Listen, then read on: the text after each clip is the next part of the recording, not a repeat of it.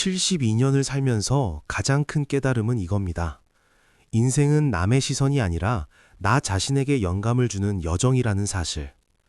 오늘은 스티브 잡스부터 윈스턴 처칠까지 세상을 바꾼 14인의 명언을 통해 그 비밀을 풀어보겠습니다. 착하게 살았는데 배신만 당한 당신에게 바칩니다. 스티브 잡스, 당신의 시간은 한정되어 있다.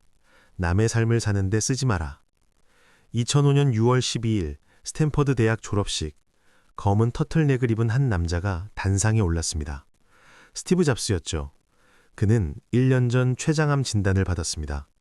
의사들은 몇 개월밖에 살지 못할 거라고 했습니다. 죽음을 목전에 둔 그가 젊은이들에게 남긴 메시지가 바로 이 말이었습니다. 사실 잡스의 인생은 처음부터 남의 기대를 거부하는 여정이었습니다. 1972년 명문 리드 대학에 입학했지만 단 6개월 만에 자퇴했죠. 부모님은 평생 모은 돈으로 학비를 냈는데 말입니다. 주변 사람들은 모두 미쳤다고 했습니다. 하지만 잡스는 자퇴 후 더 자유로워졌습니다. 정규 수업 대신 관심 있는 수업만 들었죠. 그중 하나가 캘리그래피 수업이었습니다. 아름다운 글씨체, 세리프와 산세리프의 차이, 글자 간격의 예술성, 당시에는 전혀 쓸모없어 보이는 공부였습니다. 대학을 그만두지 않았다면 저는 절대 그 캘리그래피 수업을 듣지 않았을 겁니다. 그리고 컴퓨터에 아름다운 서체는 없었을 거예요. 10년 후 그 쓸모없던 지식이 세상을 바꿨습니다. 1984년 매킨토시 컴퓨터에 세계 최초로 다양하고 아름다운 폰트가 탑재됐죠. 만약 내가 그 수업을 듣지 않았다면 맥은 다양한 서체를 가질 수 없었을 것이고 윈도우즈도 이를 따라하지 않았을 겁니다. 개인용 컴퓨터에 아름다운 타이포그래피는 없었을 거예요. 1976년 21살의 잡스는 스티브 워즈니악과 함께 애플을 창업했습니다. 차고에서 시작한 작은 회사는 10년 만에 20억 달러 규모의 기업이 됐죠. 하지만 1985년 30세의 잡스는 자신이 만든 회사에서 쫓겨났습니다. 이사회와의 권력 다툼에서 진 것이죠. 모두가 스티브 잡스는 끝났다고 했습니다. 하지만 잡스는 다시 시작했습니다. 넥스트라는 컴퓨터 회사를 만들고 픽사 애니메이션을 인수했습니다. 픽사는 1995년 토이스토리로 애니메이션 역사를 새로 썼죠. 1997년 12년 만에 잡스는 애플로 돌아왔습니다. 파산 직전이던 애플을 구했고 2001년 아이팟, 2007년 아이폰으로 세상을 완전히 바꿔놓았습니다. 2005년 스탠퍼드 연설에서 잡스는 이렇게 말했습니다. 애플에서 해고당한 것은 제 인생 최악의 사건이었습니다. 하지만 동시에 최고의 일이기도 했습니다. 성공에 대한 부담감이 사라지고 다시 초심자가 된 자유로움을 느꼈죠. 제 인생에서 가장 창의적인 시기였습니다. 그는 청중들에게 말했습니다. 당신의 시간은 한정되어 있습니다. 그러니 다른 사람의 삶을 사느라 시간을 낭비하지 마세요. 도그마에 갇히지 마세요. 그것은 다른 사람의 생각의 결과일 뿐입니다. 다른 사람의 의견이라는 소음에 당신 내면의 목소리가 묻히지 않도록 하세요. 그리고 가장 중요한 것은 당신의 마음과 직관을 따를 용기를 가지는 겁니다. 당신의 마음과 직관은 이미 당신이 진정으로 무엇이 되고 싶은지 알고 있습니다. 다른 모든 것은 부차적입니다. 잡스는 매일 아침 거울을 보며 자신에게 물었습니다. 만약 오늘이 내 인생의 마지막 날이라면 오늘 하려는 일을 할 것인가? 그는 말했습니다. 며칠 연속 아니오라는 답이 나오면 뭔가를 바꿔야 한다는 걸 알게 됩니다. 2011년 10월 5일 스티브 잡스는 56세의 나이로 세상을 떠났습니다. 그의 마지막 말은 오 와우, 오 와우, 오 와우 였다고 합니다. 잡스가 우리에게 남긴 메시지는 명확합니다. 시간은 한정되어 있습니다. 부모의 기대, 사회의 기준, 타인의 시선, 그런 것들을 위해 당신의 소중한 시간을 쓰지 마세요. 둘째, 오프라 윈프리. 가장 큰 발견은 자신을 사랑할 수 있다는 것이다. 1954년 1월 29일 미시시피의 가난한 농장. 미혼모의 딸로 태어난 한 흑인 소녀는 너무 가난해서 감자자루로 만든 옷을 입고 다녔습니다. 학교에서 아이들은 그녀를 놀렸죠. 거지, 냄새나는 애라고 손가락질했습니다. 더 끔찍한 것은 9살 때부터 시작된 성폭행이었습니다. 사촌, 삼촌, 가족 친구들, 친척들에게 반복적으로 학대당했지만 아무도 그녀를 보호해주지 않았습니다. 말해도 믿어주지 않았죠. 14살, 그녀는 임신했습니다. 학대의 결과였습니다. 아이를 낳았지만 아기는 출산 직후 사망했습니다. 그녀는 스스로를 더럽고 쓸모없는 존재라고 생각했죠. 나 같은 건 살아있을 가치도 없어. 자살을 시도했습니다. 이 소녀가 바로 오프라 게일 윈프리입니다. 무엇이 그녀를 바꿨을까요? 한 선생님이었습니다. 메리 던컨 선생님. 그녀는 오프라를 특별하게 대했습니다. 다른 아이들이 오프라를 무시할 때 던컨 선생님은 그녀를 교실 맨 앞자리에 앉혔죠. 오프라, 너는 특별한 아이야. 너는 세상을 바꿀 수 있어. 너의 목소리는 힘이 있어. 그 말 한마디가 오프라 인생의 전환점이 됐습니다. 처음으로 누군가가 자신을 믿어준다는 걸 느꼈죠. 하지만 진짜 변화는 오프라 자신에게서 시작됐습니다. 17살, 그녀는 깨달았습니다. 내가 나를 사랑하지 않으면 아무도 나를 사랑할 수 없다. 그녀는 매일 아침 거울 앞에 섰습니다. 학대받은 기억, 가난했던 과거, 흑인이자 여성이라는 이중차별, 버려진 아이라는 낙인, 모든 상처를 바라보며 자신에게 말했습니다. 나는 나를 용서한다. 학대는 내 잘못이 아니었다. 나는 생존자다. 그리고 나는 나를 사랑한다. 쉽지 않았습니다. 처음에는 거짓말처럼 느껴졌죠. 목이 메고 눈물이 났습니다. 하지만 매일 반복했습니다. 100일, 200일, 300일. 어느 순간 그것이 진실이 됐습니다. 1971년 17살의 오프라는 테네시주 내슈빌의 미인 대회에서 우승했습니다. 흑인 소녀로는 처음이었죠. 상금으로 받은 장학금으로 테네시 주립대학에 입학했습니다. 1973년 19살에 지역 라디오 방송국에서 뉴스 앵커로 일하기 시작했습니다. 흑인 여성 최연소 뉴스 앵커였죠. 1984년 30살의 오프라는 시카고의 한 아침 토크쇼 진행자가 됐습니다. 시청률 꼴찌인 프로그램이었죠. 하지만 그녀가 진행을 맡자 3개월 만에 시청률 1위로 올라섰습니다. 무엇이 달랐을까요? 오프라는 자신의 상처를 숨기지 않았습니다. 방송에서 자신이 학대받았던 이야기를 공개했죠. 사람들은 충격을 받았습니다. 흑인 여성으로서, 학대 생존자로서 우리 모두 상처가 있습니다. 하지만 그 상처가 우리를 정의하지 않습니다. 우리가 우리를 사랑하는 법을 배우면 치유할 수 있습니다. 1986년 오프라 윈프리 쇼가 전국 방송을 시작했습니다. 25년간 방송되며 140개국에서 방영됐고 수억 명에게 영감을 줬습니다. 오프라는 미국에서 가장 영향력 있는 여성이 됐죠. 그녀가 성공한 비결은 무엇일까요? 돈도, 인맥도, 학벌도 아니었습니다. 바로 자기 자신을 사랑하는 용기였습니다. 2014년 60세가 된 오프라는 스탠퍼드 대학 졸업식에서 이렇게 말했습니다. 나는 60세가 되어서야 비로소 나 자신과 진정으로 사랑에 빠졌습니다. 젊었을 때는 다른 사람들이 나를 사랑해주기를 기다렸습니다. 성공하면, 돈을 벌면, 유명해지면 사랑받을 수 있을 거라고 생각했죠. 하지만 틀렸습니다. 진짜 사랑은 안에서 시작됩니다. 내가 나를 사랑할 때 비로소 다른 사람의 사랑도 받아들일 수 있습니다. 오프라는 지금도 매일 아침 거울 앞에 섭니다. 70세가 된 지금도 말이죠. 그리고 자신에게 말합니다. 나는 나를 사랑해. 오늘도 최선을 다할 거야. 2023년 인터뷰에서 오프라는 이렇게 말했습니다. 제 인생에서 가장 큰 발견은 자신을 사랑할 수 있다는 것이었습니다. 학대받은 아이, 버려진 소녀, 가난한 흑인 여성, 그 모든 것에도 불구하고, 아니, 바로 그것들 때문에 저는 특별합니다. 제 상처가 제 힘이 됐습니다. 여러분도 할 수 있습니다. 과거가 어땠든 지금 상황이 어떻든 자신을 사랑하는 법을 배우세요. 그것이 모든 것을 바꿉니다. 오프라 윈프리가 우리에게 남긴 메시지는 명확합니다. 타인의 사랑을 기다리지 마세요. 먼저 자신을 사랑하세요. 그것이 모든 변화의 시작입니다. 3. 토마스 에디슨. 천재는 1%의 영감과 99%의 노력이다. 1879년 10월 21일 밤, 뉴저지의 한 실험실. 작은 유리 굿속 필라멘트가 빛을 내기 시작했습니다. 1시간, 10시간, 20시간, 마침내 45시간 동안 빛나던 전구가 꺼졌습니다. 토마스 에디슨은 환호했습니다. 9999번의 실패 끝에 드디어 성공한 순간이었죠. 선생님, 9999번이나 실패하셨는데 어떻게 포기하지 않으셨나요? 조수가 물었습니다. 에디슨은 웃으며 답했습니다. 실패? 나는 실패한 게 아니야. 전구를 만들지 못하는 9999가지 방법을 발견한 거지. 에디슨의 인생은 처음부터 불리했습니다. 어린 시절 성용열로 청각장애를 얻었고 7살에 입학한 학교에서는 너무 멍청해서 가르칠 수 없다는 평가를 받았죠. 겨우 3개월 만에 퇴학당했습니다. 하지만 어머니는 포기하지 않았습니다. 집에서 직접 가르치며 말했죠. 네가 못하는 게 아니야. 네 방식이 다를 뿐이야. 1878년 에디슨은 전등 개발에 착수했습니다. 문제는 필라멘트였죠. 백금, 탄소, 대나무, 면실, 종이, 머리카락, 가능한 모든 물질을 테스트했습니다. 100번 실패, 1000번 실패, 3000번 실패.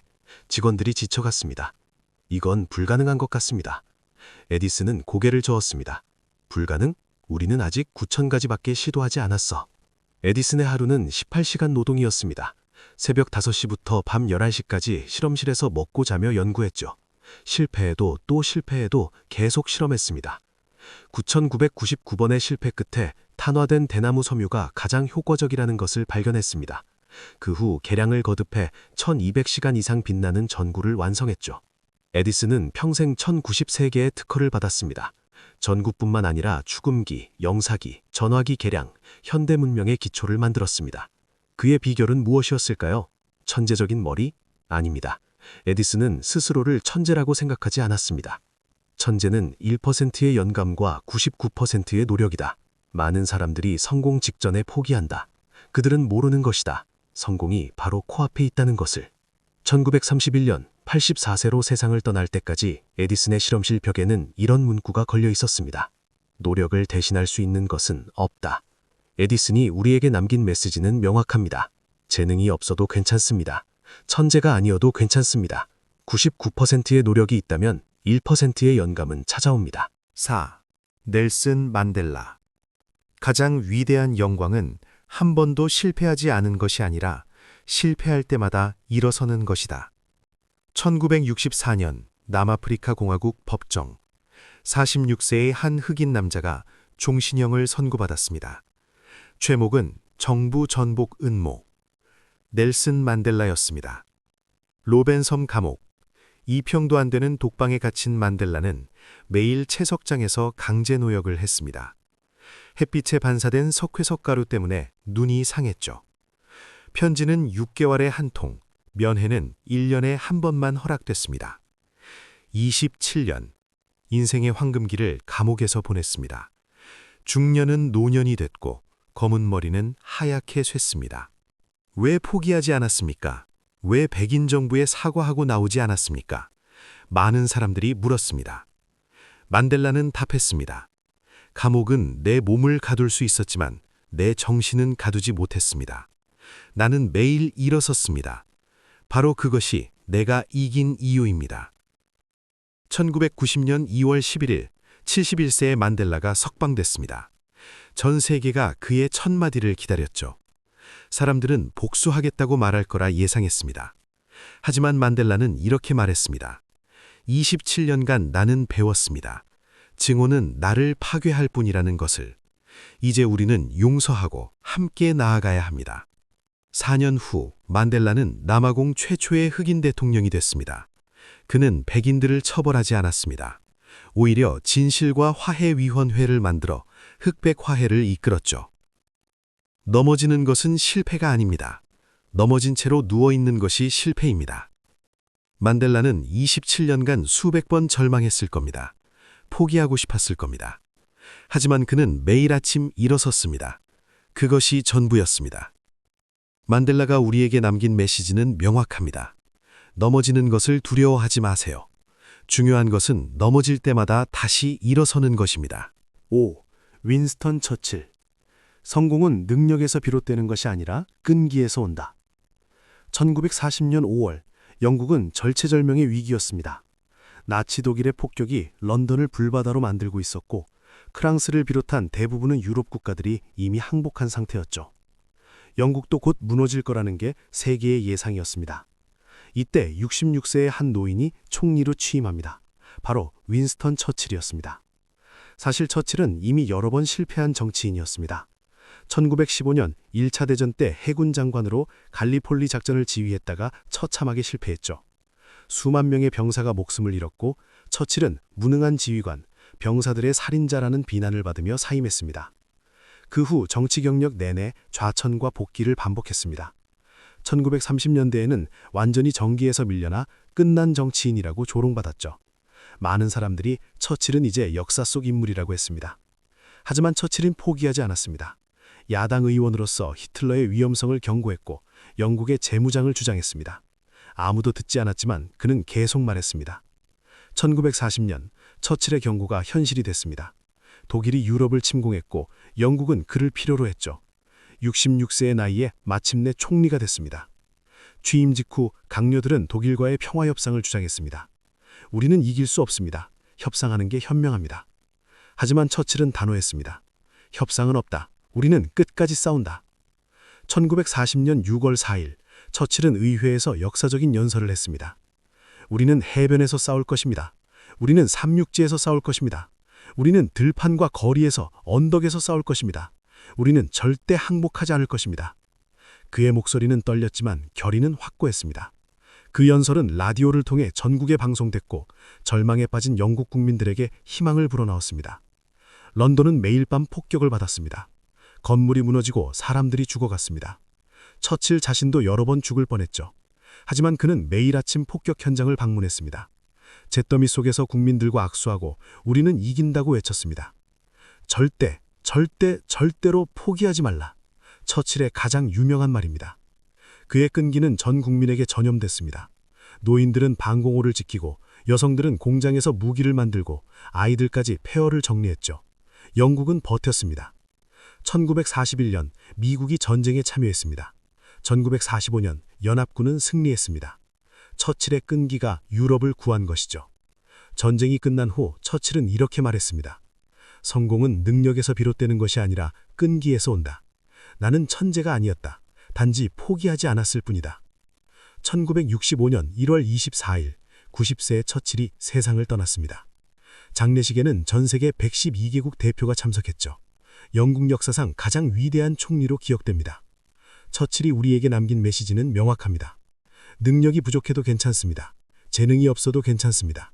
끈기가 있다면 불가능도 가능이 됩니다. 14. 코코 샤넬.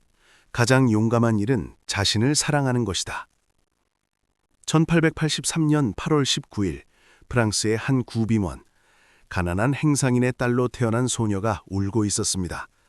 가브리엘 샤넬, 후에 코코라는 애칭으로 불리게 되는 이 아이의 어머니는 곧 세상을 떠났고 아버지는 그녀를 버렸습니다. 12살 코코는 오바진 수도원의 고아원으로 보내졌습니다. 그곳에서 수녀들에게 재봉을 배웠죠. 다른 아이들이 놀 때 코코는 바느질을 했습니다. 내가 할 수 있는 건 이것뿐이야. 18살 고아원을 나온 코코는 카바레 가수가 됐습니다. 노래 실력은 형편없었지만 무대에서만큼은 빛났습니다. 관객들은 그녀에게 환호하며 코코, 코코라고 외쳤죠. 그렇게 코코 샤넬이라는 이름이 탄생했습니다. 하지만 내면은 상처투성이었습니다. 거울을 볼 때마다 버려진 아이, 고아원 출신, 못생긴 여자라는 목소리가 들렸죠. 자신을 사랑할 수 없었습니다. 25살, 코코는 부유한 남자를 만났고 그의 도움으로 작은 모자 가게를 열었습니다. 1910년 파리 강봉가에 두 번째 매장을 오픈했죠. 하지만 사업보다 중요한 변화가 그녀 안에서 일어나고 있었습니다. 어느 날 아침, 코코는 거울 앞에 섰습니다. 평소처럼 자신의 단점을 찾으려 했죠. 하지만 이번에는 다르게 생각해 보기로 했습니다. 고아원 출신? 그래서 강해졌어. 못생겼다고? 아니야, 이게 내 스타일이야. 버려졌다고? 그래서 독립적이 됐어. 그날부터 코코는 매일 아침 거울을 보며 자신에게 말했습니다. 나는 아름다워. 나는 특별해. 나는 나를 사랑해. 처음에는 거짓말처럼 느껴졌습니다. 하지만 21일, 50일, 100일 반복하자 진실이 됐습니다. 자기 사랑이 생기자 코코는 변했습니다. 남들의 시선을 신경 쓰지 않게 됐죠. 당시 여성들은 코르셋으로 호리를 졸라매고 화려한 장식으로 치장했습니다. 여성스러움의 기준이었죠. 하지만 코코는 달랐습니다.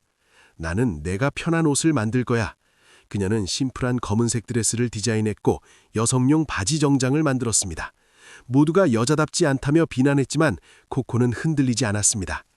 나는 나를 사랑합니다. 그러니 남들의 비난은 상관없어요. 1920년대 샤넬의 디자인은 전 세계를 휩쓸었습니다. 샤넬 넘버 5 향수는 역사상 가장 유명한 향수가 됐죠. 고아원 출신 소녀가 패션 제국을 건설한 것입니다. 1971년 1월 10일 87세의 샤넬은 리츠 호텔 자신의 방에서 숨을 거뒀습니다. 마지막까지 그녀는 일했고 디자인했고 자신을 사랑했습니다. 사망 며칠 전 한 기자가 물었습니다. 인생에서 가장 용감했던 일이 무엇입니까? 샤넬은 거울을 가리키며 답했습니다. 저 속에 나를 사랑하기로 결심한 것입니다. 그것이 가장 용감한 일이었습니다. 코코 샤넬이 우리에게 남긴 메시지는 명확합니다. 세상이 당신을 사랑하기 전에 먼저 당신이 당신을 사랑해야 합니다. 그것이 모든 성공의 시작입니다. 7. 마크 트웨인. 21일 동안 좋은 일을 하면 습관이 된다. 톰 소여의 모험, 허클베리 핀의 모험의 작가 마크 트웨인. 그는 단순한 소설가가 아니었습니다. 날카로운 유머로 사회의 위선을 꼬집는 비평가이자 인간 심리를 꿰뚫어보는 철학자였죠. 트웨인은 젊은 시절 미시시피강의 증기선 조종사로 일했습니다. 그때 그는 한 가지 흥미로운 사실을 발견했죠. 매일 같은 시간에 같은 일을 하다 보면 그것이 자동으로 몸에 배인다는 것을요. 21일 동안 좋은 일을 하면 습관이 된다. 이것이 그의 유명한 말입니다. 트웨인은 이웃집 할머니에게 매일 아침 인사하는 습관을 들였습니다. 처음에는 어색했지만 3주가 지나자 자연스러워졌죠. 신기하게도 그 작은 습관이 그의 삶을 바꿔놓았습니다. 이웃들과의 관계가 좋아졌고 그들의 이야기가 그의 작품 속 생생한 캐릭터가 되었으니까요. 과학적으로도 입증된 사실입니다. 뇌가 새로운 신경회로를 만드는데 평균 21일이 걸린다고 합니다. 즉, 3주만 버티면 그것이 자동화된다는 뜻이죠. 지금 시작하고 싶은 습관이 있으신가요? 매일 아침 30분 걷기, 하루 책 10페이지 읽기, 감사일기 쓰기, 무엇이든 좋습니다. 오늘부터 21일 챌린지를 시작해보세요. 트웨인이 증명했듯이 21일 후면 당신의 삶이 달라져 있을 겁니다. 8. 마더 테레사. 작은 일이라도 사랑으로 하면 위대한 일이 된다. 1979년 노벨 평화상 시상식장. 작고 주름진 한 수녀가 단상에 올랐습니다. 마더 테레사였습니다. 그녀는 수상 연설에서 이렇게 말했습니다. 작은 일이라도 사랑으로 하면 위대한 일이 된다. 마더 테레사는 인도 캘커타의 빈민가에서 평생을 보냈습니다. 그곳에는 길거리에서 죽어가는 사람들이 수두룩했죠. 너무나 많은 사람들이 고통받고 있었습니다. 누구라도 압도당할 만한 상황이었습니다. 어차피 다 구할 수 없는데 무슨 소용이 있겠어요? 라고 묻는 사람들에게 그녀는 이렇게 답했습니다. 바다는 물방울 하나하나로 이루어져 있습니다. 물방울 하나가 빠지면 바다는 그만큼 작아집니다. 그녀는 매일 아침 가장 먼저 하는 일이 있었습니다. 죽어가는 사람의 손을 잡고 미소 짓는 것이었죠. 상처를 닦아주고 머리를 쓰다듬어주고 당신은 소중한 사람입니다. 라고 속삭이는 것. 그저 그뿐이었습니다. 하지만 그 작은 사랑이 기적을 만들었습니다. 혼자였던 그녀 곁에 수천 명의 자원봉사자가 모였고 전 세계에 사랑의 선교회가 세워졌습니다. 수백만 명의 생명을 구했죠. 마더 테레사가 우리에게 남긴 메시지는 명확합니다. 세상을 바꾸려면 거창한 일을 할 필요가 없습니다. 작은 사랑으로 충분합니다. 9. 존 F. 케네디. 열정의 온도. 승리는 10%의 실력과 90%의 열정이다. 1961년 5월 25일 미국 의회. 44세의 젊은 대통령이 전 세계를 놀라게 할 선언을 했습니다. 우리는 10년 안에 인간을 달에 보낼 것입니다. 당시 미국의 우주기술은 소련에 한참 뒤처져 있었습니다. 나사 과학자들도 고개를 저었죠. 불가능합니다. 기술도 예산도 시간도 부족합니다. 하지만 케네디는 물러서지 않았습니다. 우리가 달에 가기로 선택한 것은 그것이 쉬워서가 아닙니다. 어려워서입니다. 그는 왜 이렇게 열정적이었을까요? 사실 케네디는 어린 시절부터 허약한 체질이었습니다. 2차 대전 때는 일본군의 공격으로 등뼈를 다쳤고 평생 극심한 통증에 시달렸습니다. 하지만 그는 포기하지 않았습니다. 매일 아침 수영을 했고 재활 운동을 멈추지 않았죠. 통증이 심한 날에도 열정은 고통보다 강하다며 버텼습니다. 케네디는 대통령 재임 중에도 매일 아침 체조를 했습니다. 열정 없는 실력은 죽은 지식일 뿐이다. 내 몸이 건강해야 나라도 건강해진다. 1969년 7월 20일, 케네디가 암살당한 지 6년 후, 닐 암스트롱이 달 표면에 첫 발을 내디뎠습니다. 한 사람에게는 작은 한 걸음이지만 인류에게는 위대한 도약입니다.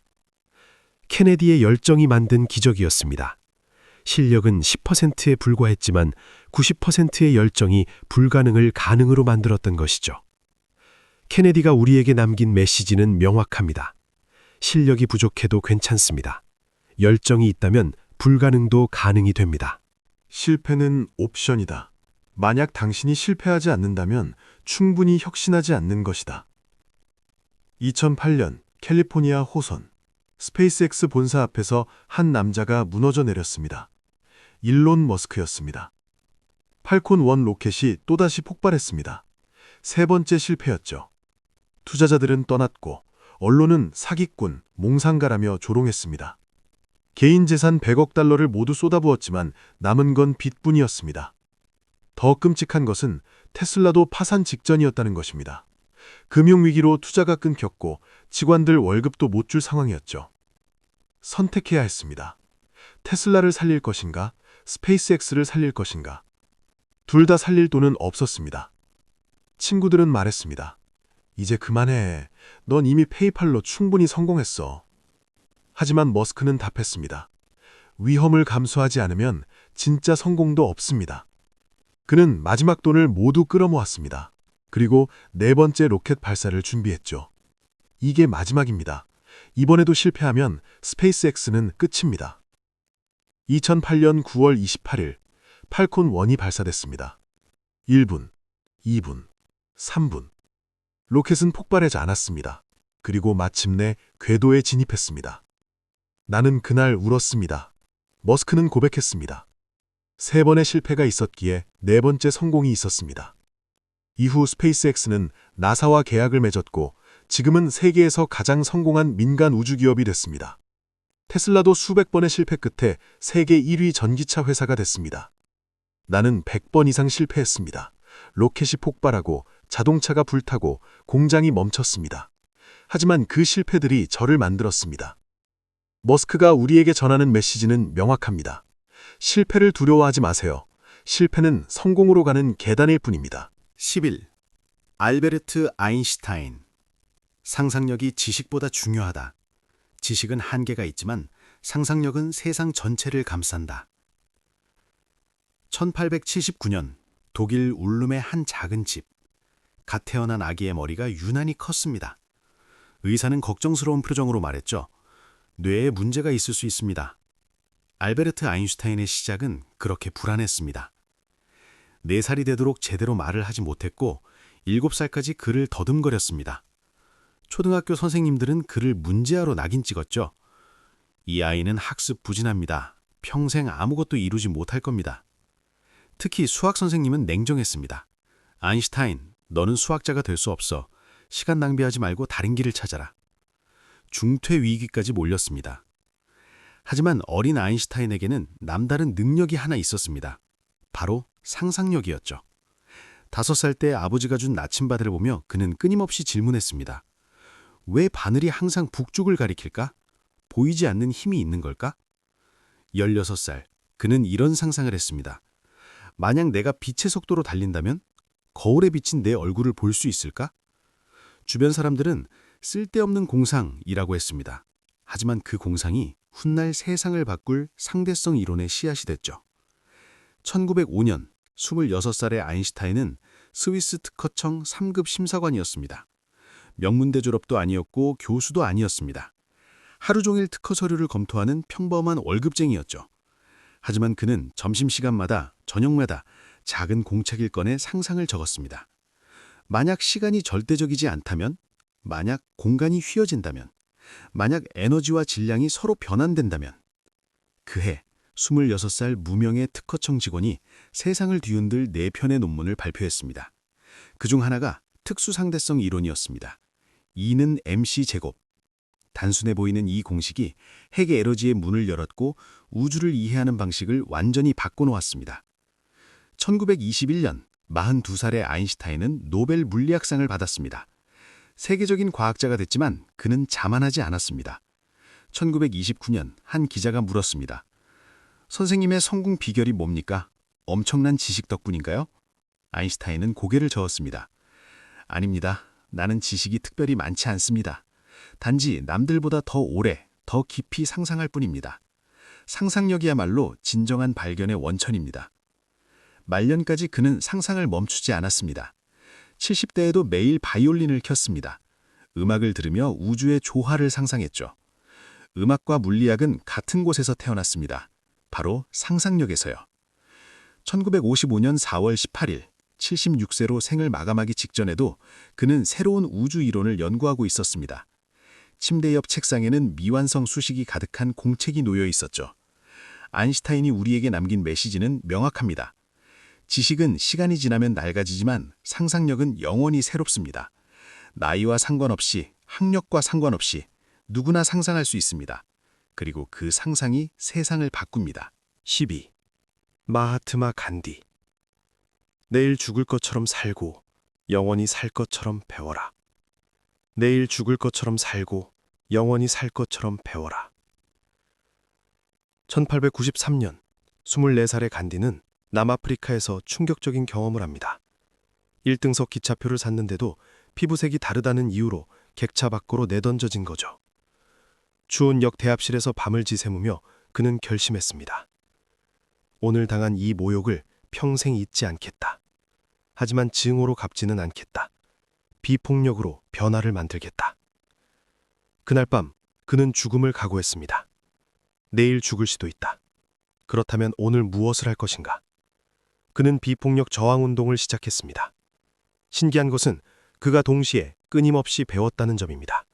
40대의 타밀어를, 50대의 우르두어를, 60대에는 벵골어를 배웠죠. 왜 이 나이에 새로운 언어를 배우십니까? 간디는 미소 지으며 답했습니다. 영원히 살 것처럼 배워야 합니다. 배움이 멈추는 순간 삶도 멈추니까요. 그는 매일 아침 4시에 일어나 명상했습니다. 오늘이 내 인생의 마지막 날이라면? 을 묻고 그렇다면 오늘 무엇을 할 것인가? 를 스스로에게 물었죠. 그래서 그는 작은 일도 정성껏 했습니다. 물레를 돌려 직접 옷감을 짰고 맨발로 길을 걸으며 가난한 사람들과 함께 했습니다. 동시에 끊임없이 배웠습니다. 70대에도 새로운 책을 읽고 젊은이들과 토론하고 다른 종교를 공부했습니다. 1947년 인도는 300년 영국 지배에서 독립했습니다. 간디의 비폭력 저항이 만든 기적이었죠. 1948년 1월 30일 간디는 암살당했습니다. 78세였죠. 그의 방에서 발견된 일기장 마지막 페이지에는 이렇게 적혀 있었습니다. 오늘도 새로운 것을 배웠다. 내일은 더 많이 배우고 싶다. 내일 죽을 것처럼 오늘을 살았고 영원히 살 것처럼 끝까지 배운 사람. 그것이 마하트마 간디였습니다. 13. 헬렌 켈러. 인생은 대담한 모험이다. 아니면 아무것도 아니다. 1880년 건강하게 태어난 헬렌 켈러. 하지만 19개월 후 질병으로 시력과 청력을 잃었습니다. 2살도 되기 전에 어둠과 침묵의 세계에 갇힌 것이죠. 7살 헬렌은 야생동물처럼 자랐습니다. 의사소통할 방법이 없었기에 화가 나면 물건을 던지고 식탁을 뒤엎었습니다. 가족들은 절망했죠. 1887년 3월 3일 앤 설리반이라는 20살 가정교사가 도착했습니다. 한 달 후 우물가에서 기적이 일어났습니다. 설리반이 헬렌의 한 손에 물을 흘리며 다른 손에 WATER을 썼습니다. 그 순간 헬렌은 깨달았습니다. 모든 것에 이름이 있다는 걸. 그 후 헬렌의 인생은 대담한 모험의 연속이었습니다. 1904년 레드클리프 대학을 우등으로 졸업했습니다. 역사상 최초로 대학을 졸업한 맥농아인이었죠. 1903년 23살의 헬렌은 첫 강연을 했습니다. 인생은 대담한 모험입니다. 아니면 아무것도 아닙니다. 목소리는 떨렸고 발음은 불명확했습니다. 하지만 청중은 눈물을 흘리며 기립박수를 보냈습니다. 헬렌은 평생 14권의 책을 서술했습니다. 점자 타자기로 하루 12시간씩 손끝으로 세상을 기록했죠. 70대에는 35개국을 순회하며 강연했습니다. 1968년 87세로 세상을 떠날 때까지 헬렌은 새로운 모험을 계획하고 있었습니다. 침대 옆에는 점자로 쓴 메모가 있었습니다. 내일 갈 새로운 곳, 이탈리아 피렌체. 헬렌 켈러가 우리에게 남긴 메시지는 명확합니다. 장애는 핑계가 될 수 없고 나이는 한계가 될 수 없습니다. 중요한 것은 대담하게 모험하려는 마음입니다. 15. 빌 게이츠. 성공은 운이 아닌 선택의 결과다. 성공은 운이 아닌 선택의 결과다. 1955년 시애틀의 부유한 가정에서 태어난 빌 게이츠. 그는 운이 좋았습니다. 하지만 게이츠는 이렇게 말합니다. 나는 운이 좋았다. 하지만 그 운을 선택으로 바꾼 건 내 몫이었다. 13살, 그가 다니던 학교에 최신 컴퓨터가 도입됐습니다. 1968년 대부분의 학교에는 컴퓨터가 없던 시절이었죠. 게이츠는 운이 좋았습니다. 하지만 여기서 그는 선택을 했습니다. 다른 아이들이 운동장에서 놀 때 그는 컴퓨터실에 남았습니다. 점심시간, 방과 후, 주말까지. 하루 7시간 이상 프로그래밍을 배웠죠. 운이 기회를 줬다면 선택이 실력을 만들었다. 1973년 하버드 대학에 입학했습니다. 하지만 2년 후 중퇴를 선택했습니다. 부모님과 친구들은 반대했지만 게이츠는 답했습니다. 안정을 선택할 수도 있었다. 하지만 나는 가능성을 선택했다. 1975년 20살의 게이츠는 마이크로소프트를 창업했습니다. 처음 5년은 지옥이었습니다. 하루 18시간 일했고 사무실 바닥에서 자길 일수였죠. 포기하고 싶었냐고요? 매일이었습니다. 하지만 나는 선택했습니다. 계속하기로. 1980년 IBM과 계약을 맺었고 마이크로소프트는 세계를 지배하는 소프트웨어 제국이 됐습니다. 2020년 65세의 게이츠는 말했습니다. 나는 운이 좋았습니다. 하지만 그 운을 성공으로 바꾼 건 매일의 선택이었습니다. 게이츠는 지금도 선택합니다.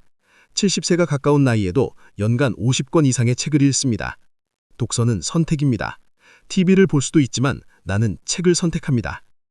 게이츠가 우리에게 전하는 메시지는 명확합니다. 태어날 때의 운은 선택할 수 없습니다. 하지만 그 후의 삶은 우리가 선택합니다. 14. 빌 게이츠. 성공은 운이 아닌 선택의 결과다. 성공은 운이 아닌 선택의 결과다. 1955년 시애틀의 부유한 가정에서 태어난 빌 게이츠. 그는 운이 좋았습니다. 하지만 게이츠는 이렇게 말합니다. 나는 운이 좋았다. 하지만 그 운을 선택으로 바꾼 건 내 몫이었다. 13살, 그가 다니던 학교에 최신 컴퓨터가 도입됐습니다. 1968년, 대부분의 학교에는 컴퓨터가 없던 시절이었죠. 게이츠는 운이 좋았습니다. 하지만 여기서 그는 선택을 했습니다. 다른 아이들이 운동장에서 놀 때 그는 컴퓨터실에 남았습니다. 점심시간, 방과 후, 주말까지 하루 700시간 이상 프로그래밍을 배웠죠. 운이 기회를 줬다면 선택이 실력을 만들었다. 1973년 하버드 대학에 입학했습니다. 하지만 2년 후 중퇴를 선택했습니다. 부모님과 친구들은 반대했지만 게이츠는 답했습니다. 안정을 선택할 수도 있었다. 하지만 나는 가능성을 선택했다. 1975년 19살의 게이츠는 마이크로소프트를 창업했습니다. 처음 5년은 지옥이었습니다. 하루 18시간 일했고 사무실 바닥에서 자기 일수였죠. 포기하고 싶었냐고요? 매일이었습니다. 하지만 나는 선택했습니다. 계속하기로. 1980년 IBM과 계약을 맺었고 마이크로소프트는 세계를 지배하는 소프트웨어 제국이 됐습니다. 2020년 65세의 게이츠는 말했습니다. 나는 운이 좋았습니다. 하지만 그 운을 성공으로 바꾼 건 매일의 선택이었습니다. 게이츠는 지금도 매일 선택합니다. 70세가 가까운 나이에도 연간 50권 이상의 책을 읽습니다. 독서는 선택입니다. TV를 볼 수도 있지만 나는 책을 선택합니다. 게이츠가 우리에게 전하는 메시지는 명확합니다. 태어날 때의 운은 선택할 수 없습니다. 하지만 그 후의 삶은 우리가 선택합니다.